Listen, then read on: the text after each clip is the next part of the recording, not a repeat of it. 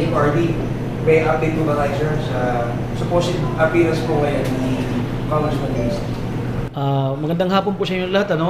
Salamat sa pag-aantay ninyo at pareho ko rin nag-antay din po ako. Ayun nga po, ang update po talaga ay dapat manggaling sa ating butihing direktor.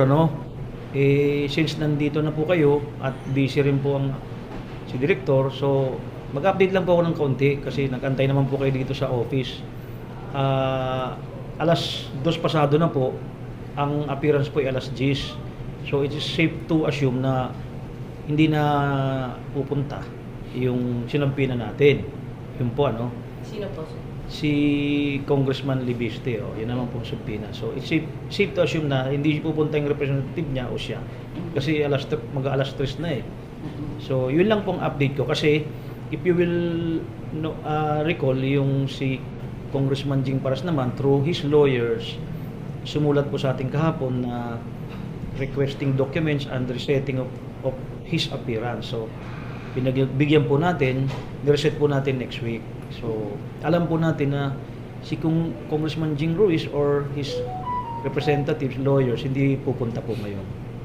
So yun po ang update natin. Okay, so meron po ba silang paramdam?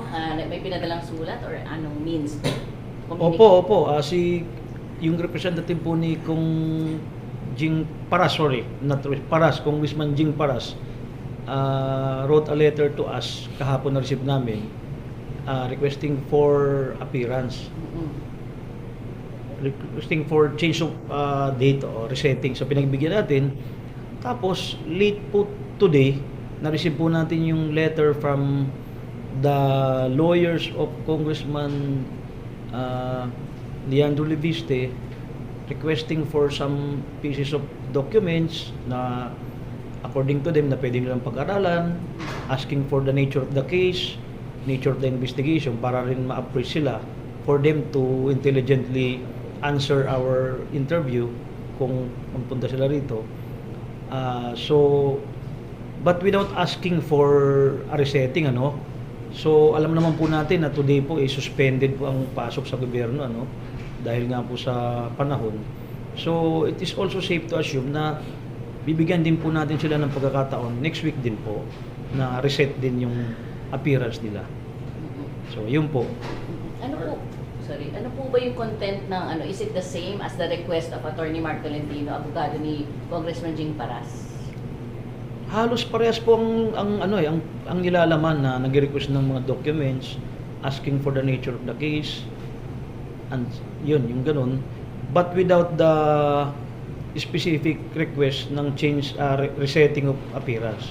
Wala po yun. Pero I'm talking of representative of Congressman Libiste, So,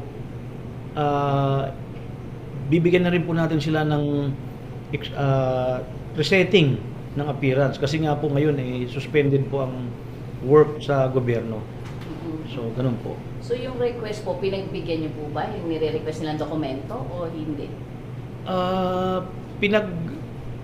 I cannot answer that kasi this is a matter of investigation. Alam niyo naman po confidential yan lahat yung mga dokumento. Pag-uusapan po ng team namin yan kung anong magiging sagot diyan. Pero in the meantime hindi po natin pinagbigyan. Hindi po natin RD, yun po ba yung usual practice? Kapag may mga sinusubpina, yung po mga respondents, yung mga recipient ng subpina, sila po ba sir ay talagang kadalasang humihingi ng mga ganun sa mga dokumento sa NBI kapag sila sinusubpina? Actually, magandang tanong yan. Mayroon po tayong batas dyan na talagang pagka ang isang dokumento subject po ng present investigation o current investigation, hindi po pwedeng i-share yan. Kasi mako-compromise yung investigation plus yung mga persons or personalities involved baka ma-compromise din. May batas po tayo dyan. Marami pong precedent dyan at may batas tayo na sinasabi nga itong mga dokumento confidential in nature, hindi pwedeng i-share. Pagpunta na lang po ng sinumpina, pwede natin ipakita dito. Pero yung ilabas mo from our office, hindi po pwede talaga yan. May batas tayo dyan. So, you would probably say, sir, safe to say na unusual yung ganong klase ng request po nila? Hindi, masabi ko hindi po unusual kasi lagi silang nagre-request any respondents in the past, lagi nagre-request, pero hindi naman po natin nagbibigyan. Normal po siguro sa isang law office o sa mga abogado na mag-request ng mga ganyan. Sa pagkakaintindi ko, sir, tinatanong nila kung responded ba daw kliyente nila o ano pong ano nila? Tama po, oo. Tinatanong nila, is he a respondent? Is he a resource person? Correct. Or just a mere witness? Tama po yun. Karapatan po nila malaman. Totoo, kung ano po ang status ng invitation. Ano nga ba, sir? Sa ngayon, it's safe to say na sabihin natin, ano pa lang sila, resource speaker or wala pa tayong ano di ba? We're just establishing we're just investigating it. Case build up pa lang po. So, they're not yet respondent. Pwede pong witness or something like ganun pa lang. Wala, mahirap po mag-ano ng specific na status. Parang yung invitation lang, just to ask them preliminary questions, ganun. Kumbaga, hindi sila person of interest talaga pa. Hindi pa po kasi nga, we're just conducting case build-up. Sir, what do you aim to get from them initially? Kahit yung ano lang, generic point of view. Actually, ito gusto kong i-clear to. For every investigation, kung may mabanggit yung mga witnesses, this is part of due process di ba? Due process, ibig sabihin, yung mga taong na-mention, they deserve to explain their side. Doon lang po tayo, due process lang. Wala po tayong inaakusahan pa ng kung anong pagkakamali o krimen o ano. Just to invite them to explain their side. Due process, that's the principle of due process di ba? Ano lang po, due process lang ito. Hardy, kailan po yung reschedule date ng pagpunta sana ni next week ni Lebiste? Well, we gave them the date yung Tuesday next week. For both of them, sir. Yeah, for both. Different time lang. Ano pong oras, sir? Is it 10 a.m. then and 2 p.m.? Yes, same time yung ngayon, no. So, palagay ko medyo mahaba na, no. Kung meron pong update, pasensya niyo po ako kay director na po tayo mag-update regarding the merit o kung ano mang development. So, yun lang pong ano ko sa inyo. Salamat po at nag-antay kayo. Parang kami rin po nag-antay kahit suspended ang government or just for our work kasi nagtrabaho naman natin to Actually, ang law enforcement naman, wala naman kaming araw, weekend o araw-araw nandito po kami. Are they just the last one na po? Oo, na yan. Gaano po importante yung side po nila, considering na this is a fact-finding of the area?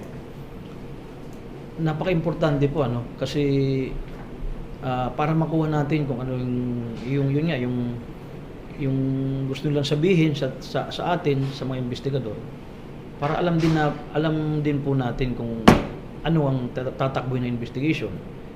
Meron naman sinasabi naman po nung iba na they will cooperate in the investigation, di ba? So yun lang po. Importante po yun para makuha natin yung all sides, both sides ng kwento o ng investigation.